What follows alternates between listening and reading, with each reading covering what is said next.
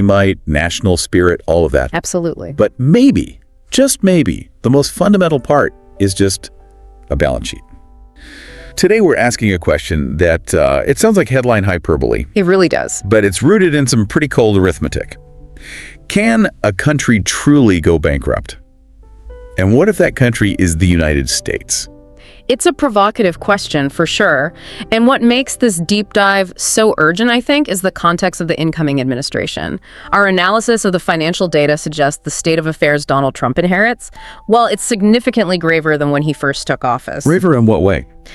The U.S. fiscal position has shifted from, let's say, merely uncomfortable to genuinely perilous. And that's why we're here. Our mission is to guide you through this whole complex landscape. We want to separate the noise and, the geopolitical talk from the hard, cold facts of U.S. solvency. Yeah, to give you the data points you need to analyze what's actually happening.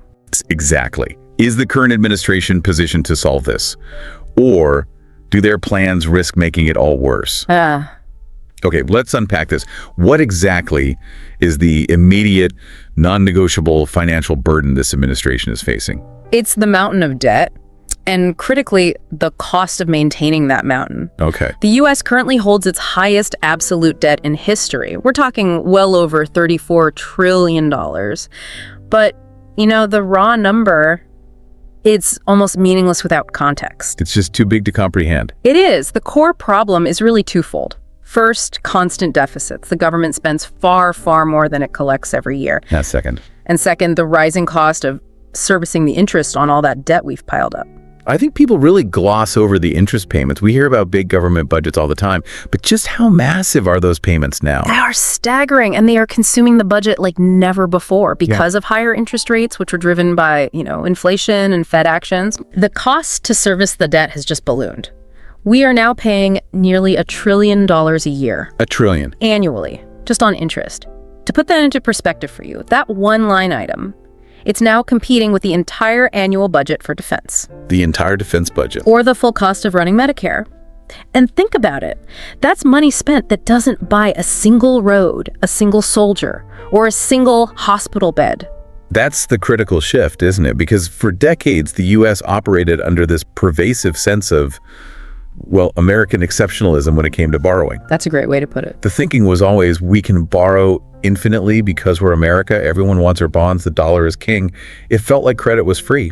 And that attitude worked for a very long time. It worked because global investors were willing, even eager, to hold U.S. Treasury bonds at low interest rates. There was simply no safer asset on the planet. But what the data is showing now, that's the turning point. That is the turning point. The debt and the interest payments have grown so large that the burden is no longer some theoretical risk down the line. It is a tangible, budget-straining problem right now. So when you have to spend more on bankers than on battleships. The scale has fundamentally changed. The game is different. If we connect this to the bigger picture, this didn't happen overnight. I mean, this level of debt isn't from one crisis. It's the outcome of a long-standing national habit. It's absolutely a habit, a deeply ingrained one. It's a lot like a household that gradually relies more and more on credit cards to maintain a lifestyle it can't really afford. So if you track the history, the pattern is consistent. Government spending increased for social programs, for military needs, but taxes, the revenue side, were almost never increased enough to cover those costs. So year after year, we just generated a deficit. And we financed those deficits by what? Simply borrowing more money. We did. We essentially built an entire expectation around government services without ever taking that painful step of raising the revenue to actually match what we were spending. And while this habit, as you call it, was built over decades, the analysts really highlight how the process sped up during the administration's first term. Yes, it was an intentional acceleration. It was based on a very specific economic theory. Let's talk about that theory. What was the governing logic there? The foundational logic was supply-side economics, the belief that tax reductions, specifically the big 2017 cuts, would spur so much economic growth. Right, that the growth itself would pay for the cuts. Exactly, that the increased revenue from all that new activity would eventually offset the initial hole caused by the cuts. The debt wouldn't be a problem because the economy would just grow faster than the debt. So the idea was cut taxes, stimulate the economy, and this rising tide of GDP would somehow just float the debt away. Or at least make it look smaller compared to the economy. Precisely. And, you have to acknowledge, for a period, economic growth did accelerate. But now, the sources are warning the bill for that growth is coming due. And it's arriving with interest. A lot of interest. The compounding nature of the debt is punishing, especially now that we're in an environment where interest rates are 4 or 5 times higher than they were a decade ago. We have so much less room to maneuver than ever before. Which brings us back to that core, really dramatic question. Is the U.S. going bankrupt?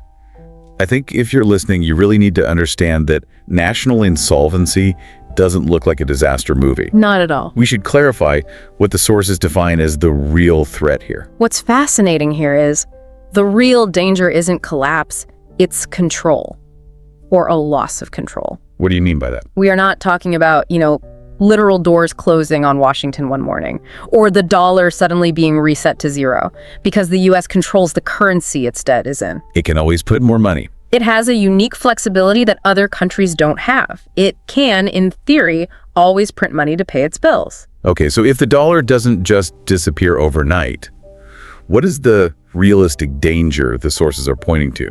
What does loss of control actually look like? Loss of control looks like a crisis of prioritization. The actual threat is the debt becoming mathematically uncontrollable. This means 2 things. First, the interest payments grow so large, that trillion-dollar figure we mentioned, Right, that they effectively choke or strangle the entire federal budget. They limit the government's ability to fund essential programs or respond to a new crisis. Imagine having to choose between fully funding the military and fully funding Medicare. The budget just gets forced into a corner.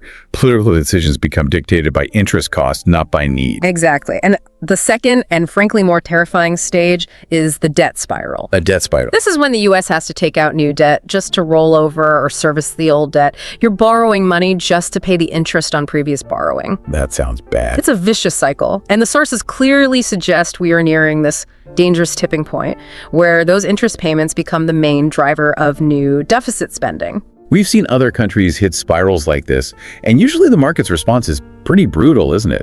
A credit rating downgrade, a loss of confidence. That's a key pressure point. And while the U.S. is unique, it's not immune. Even back in 2011, during that debt ceiling debate, Standard & Poor's downgraded the U.S. credit rating from AAA. I remember that. That sent a signal to the world that even U.S. debt wasn't completely risk-free.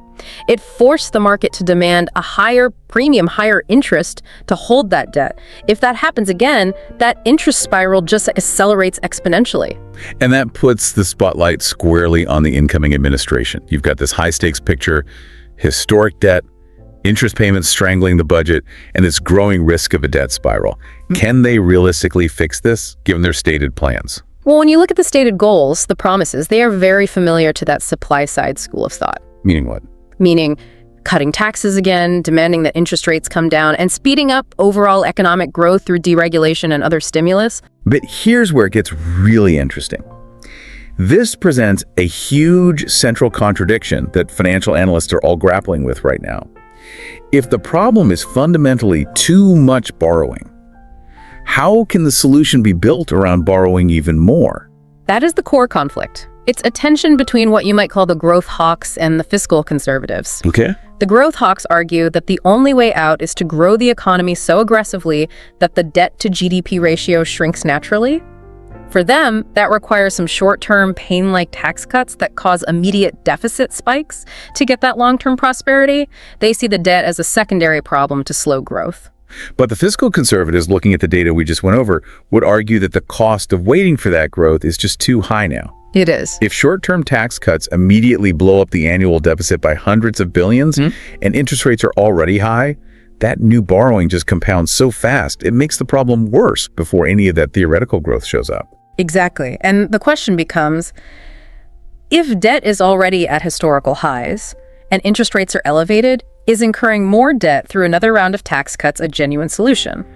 Or is it just a tactic to buy some time? It sounds like a massive gamble. You're betting that the economy will grow fast enough to outrun the escalating interest costs, but the interest costs themselves are the biggest threat. It forces a choice. Do you prioritize immediate stimulus and growth, hoping to escape the debt through a boom? Or do you prioritize solvency, raising taxes, cutting spending, maybe slowing growth now to avoid that spiral later? The analysis shows the administration's stated goals are running directly counter to what many would say is a fundamental need for fiscal restraint. Let's address the big idea that anchors this whole debate. It's something we hear every time this topic comes up. It's the mindset that America is too strong to fail. Right. And we should acknowledge there's a basis for this belief. Yeah. U.S. military power, the dollar's reserve status, the ability to print money, that flexibility is real. It is real, but it's not infinite. If we connect this to the bigger picture, history shows us that no country, regardless of its global status, can experience infinite prosperity while maintaining infinite debt. That's a fundamental financial truth. It eventually applies to everyone. You can look at the United Kingdom after World War II. They were a global superpower that had accumulated immense debt and eventually lost their reserve currency status because they just couldn't sustain their obligations. So the U.S. has always felt like the exception to that rule because the dollar is the only real game in town. And that is the profound question the U.S. is grappling with, really for the first time in this current cycle. Is the U.S. truly facing this fundamental limit? The analysis forces us to recognize that while America's structural advantages are immense, they aren't limitless shields against the laws of arithmetic. The pressure point is no longer external from a rival. It's internal. It's internal financial dynamics. You simply cannot print your way out of debt forever without consequences. Those consequences usually show up as inflation or a loss of global confidence in your currency. So what does this all mean? Our sources are very clear on this. This deep dive isn't a prediction of collapse. It's not a fear video. No, it's not. It is the opening chapter of a major, complex financial story that is guaranteed to unfold, and unfold rapidly, over the next few years. And you, the listener, need to be equipped to track it. And that story is being driven by the three specific things we've discussed. First, the continued rise of the absolute debt. Second, that growing budget-strangling pressure from interest payments. And third, the new administration, positioned right at the center of this equation, making the critical decision on whether to curb or accelerate that entire trajectory. Okay, before we wrap up, let's leave you with the final provocative thought that this material suggests. We've established that the accumulated debt itself isn't necessarily the ultimate danger because the U.S. is sovereign over its currency. That has to lead you to consider, if it's not the sheer quantity of money owed, what then is the true hidden threat? What's the secret time bomb facing America? That's the question that should linger in your mind. Is the problem really the size of the national credit card balance? Or is it something else? Is it a structural change in who owns that debt? Or how that debt is leveraged against future programs like Social Security and Medicare? Or is it simply that there's no political will left to even try to balance the budget? Will the administration successfully navigate this crisis through stimulated growth? Or will its plans just exacerbate the debt load, turning that interest rate problem into an immediate political and social one? That's the core tension to watch. Keep exploring the fine print on this critical subject.